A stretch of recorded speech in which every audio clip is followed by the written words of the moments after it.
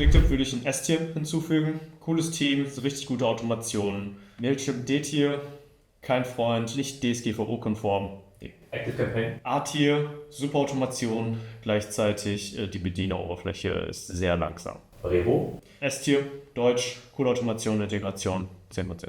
RapidMail für das, was es kann, super, aber für alle Automation und so weiter eher so B-Tier. HubSpot. C-Tier.